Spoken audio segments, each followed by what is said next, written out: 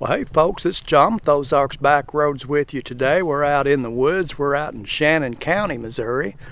We're on the Mighty Tiger here, and we're just running some forestry roads out in the Irish wilderness here. And thought I'd bring you along, take you for an early fall ride. We don't have a whole lot of color here in the woods yet. We'll kind of take a look around here, but a little early. Some of the underbrush is getting some color in it, but the trees are pretty much holding their green right now. That'll change. We've been getting some cooler nights. The days are getting pretty short. So yeah, we're out in the woods. So we actually, I plotted some trails, and one of them just dead. The trail isn't there. The map says it is, but it's not. So I've run into a dead end down here. We're quite a ways out in the woods here, but we'll take a ride and see what we can find. I got a pretty good loop to run through this area. I've never been in it before, so we'll go check it out and see if there's anything cool to see. So hopefully we'll find something neat. So stick around. We'll take a ride on the mighty 800 Tiger here through the woods in the Irish wilderness here in Shannon County, Missouri. I'm a big fan of fall. I love to ride in the woods in the fall.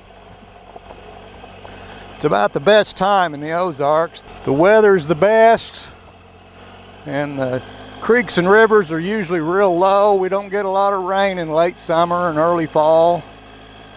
It's usually pretty dry. You can get over the creeks and stuff. It's a good time to ride in the woods. Of course, fall is spider season here. We get the big spider webs and great big spiders. They just get thick in the woods, but they don't eat much. Try to keep them out of your teeth and you'll be fine. So we've had a pretty good time. We've done quite a bit of camping this season already. I made several camping trips. My last one I took the FJR out. That was kind of fun. I kind of spoiled myself this year. I think all of my camping trips that I've done, I've went to parks, campgrounds that had electricity at their tent sites. So I've been camping with a fan. I got a little fan at Walmart. And man, oh man, that's the way to go. If you can get electricity, of course you can't be out in the woods on your own. You're going to be in a campground, but when the weather's warm, that fan, that is the ticket. So I got my first full season in now on the Tiger. I've had it just over a year, about 13 or 14 months, I guess. And I'm happy to say I haven't had any issues with it. It's been pretty solid. No troubles with the Tiger. I was kind of concerned. I've never owned a European bike, a Triumph or a KTM, BMW, anything like that. So I was a little wary about buying one. I didn't know if the reliability was going to be, what it should be. So far I haven't had anything to concern me.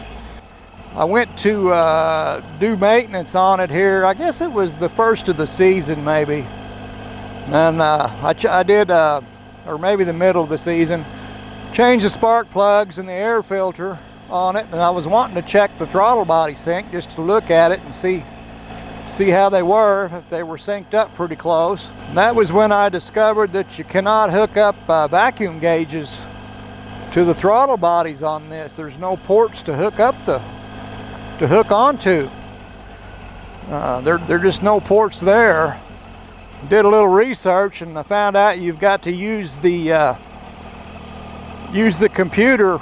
The ECM monitors the vacuum on the throttle body, so you hook up with a scan tool or a scanner and look at the vacuum that on the computer there, and then just adjust them by looking at the vacuum on the computer rather than actual gauges that you hook onto ports, vacuum ports.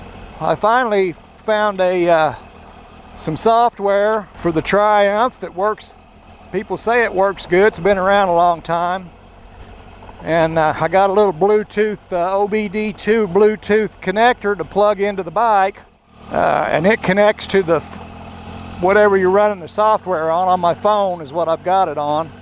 So I'm able to look at the vacuum on the throttle bodies now and do a throttle body sync.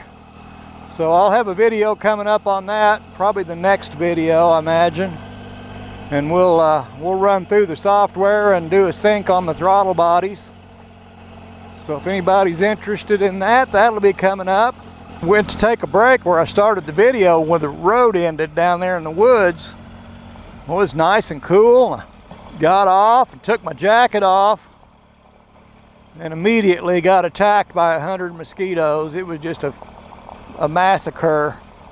Well, here's that little creek they were talking about on the map. I'm surprised it's got any water in it, honestly. I'm gonna say it's spring fed. We haven't had any rain since hell was a campfire. That's got to be spring fed. Well, it's turned into pavement, F highway. Well, that's good. So I think we'll run on into Eminence here and then go out and we'll hit Alley Springs State Park and the old mill there, and we'll check the spring out and see if there's how much water's coming up there in the little spring creek. With all this dry weather we've had, it'd be interesting to see how much water the spring's moving. It's a really big spring. It'll be moving quite a bit, but well, here we are at Alley Springs at the mill house, right up here, and this is the output, some of the output of the spring. Some of it comes through the mill here, and then there's a spring creek over here that the rest of it runs out of. Now, this is the total output of the spring right now. Running into this creek makes up this little creek right here. So that's quite a bit of water for end of September, 1st of October. We haven't had rain in forever. And that's the old mill house. It's an old corn grinding mill, grain grinding mill. Park Services kind of restored it, and you can walk through it. We'll take a look inside of it. We're inside the mill house here. Some of the old grinding equipment they had.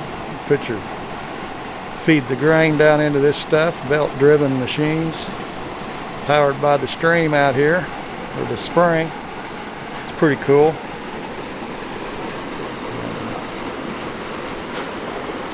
Have a look around inside of it here. Pretty neat old building.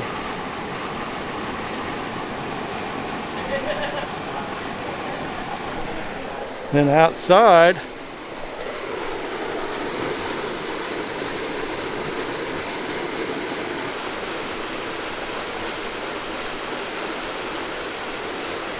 and this is the actual spring itself. Spring pool, where all the water comes from. Comes out from under that bluff. Out from the bottom of that bluff over there. That's a pretty cool spring. It makes a lot of water. In a day's time, it flows a bunch.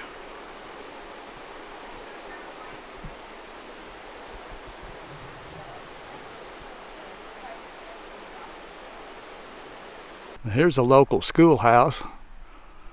Used to be a little village down in here on the creek, and this was their schoolhouse. They got her all preserved and painted up. It's sitting on rubble rock pillars. The roof needs a little attention. Scraper would go a long ways up there. We can walk up in here and take a look inside. See what kind of things they were teaching the kids way back when.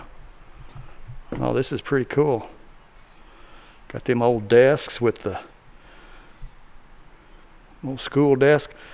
Those are big ones. They got the hole in them for the ink bottle. The hole in the top there, you put your ink bottle in there and you had ink so you could write.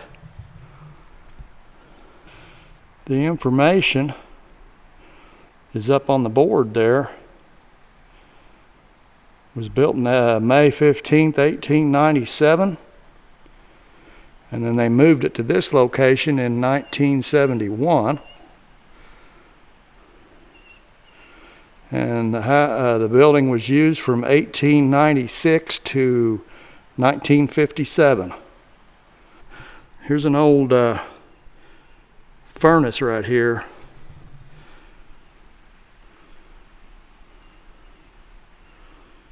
Still sitting here. The flue's not hooked up, but I'm not sure how you operated that. An old piano over here. They could sing along, have choir, music. So yeah, so this was last used in 1957.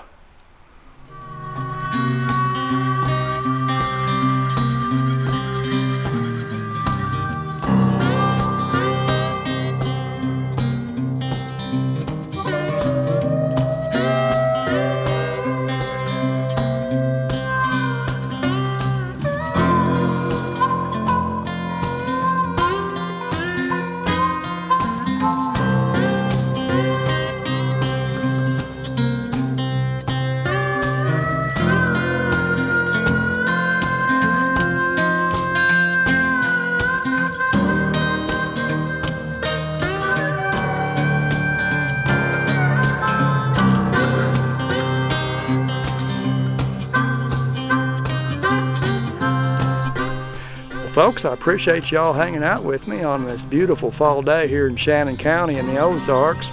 Got to ride out in the woods, got to see the alley spring. It's running pretty good for not having any rain in a month. The spring mill itself and then the old schoolhouse over there was pretty cool. And I couldn't help myself, I had to fly the drone down the river. The Jack's Fork River runs right by the park here. Got to do that. Pretty, got a little bit of fall color in the timber already. Looking forward to some more. Come back and see me, we'll go somewhere else or do something else. Till I catch up with you again next time, y'all take care of yourselves. We'll catch you later.